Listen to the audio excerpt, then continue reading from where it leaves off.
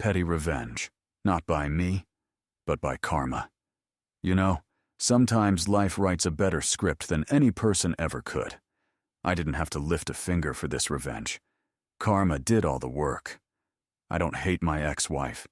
I don't even hate the man she left me for. Honestly, I don't have the energy for that anymore. But the way it all played out, well, you tell me if that doesn't sound like karma at its finest. Back in 2004, after years together, my first wife suddenly left me. The reason? Another man. It wasn't some mysterious stranger either. It was someone I already knew. That betrayal hit me like a freight train. The divorce, though, didn't happen until 2008. Not because I dragged my feet, but because she couldn't even handle the paperwork. That was just the first of many signs of how careless she was with responsibility. When the divorce finally went through, the fallout was brutal. Together, we had built up 6-digit debts. And when I say we, I mean me. Because while the court ruled that I had to pay her €300 a month in pension adjustment, since she barely worked during our marriage, I was also left to shoulder the debts alone. She had no job, no income, and no plan. And then, almost like a punchline to the cruelest joke, she married the man she had left me for in 2009. I thought to myself, fine. Let them have each other. At least now I can move on. But karma had a plan.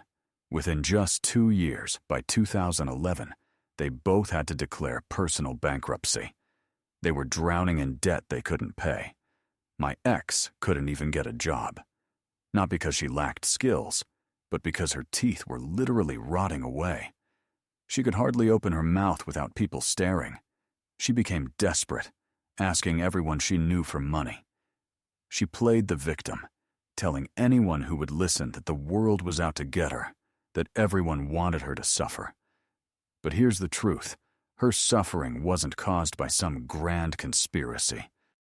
It was the consequence of her own choices. I decided then and there I wouldn't give her a single euro. Not out of anger. I had already let go of that. But because helping her would change nothing. Fast forward to December 2024, she fell sick. Nothing dramatic at first, just a week of feeling unwell. But she was stubborn. She refused to see a doctor. Day after day, her condition worsened, and still she stayed home. On the 7th day, finally, an ambulance was called. Too late. They rushed her to intensive care, but her body was already shutting down. The very next day, she died of multiple organ failure. She was only 51. And here's where karma showed up again. She never lived long enough to truly benefit from that pension adjustment the court had awarded her.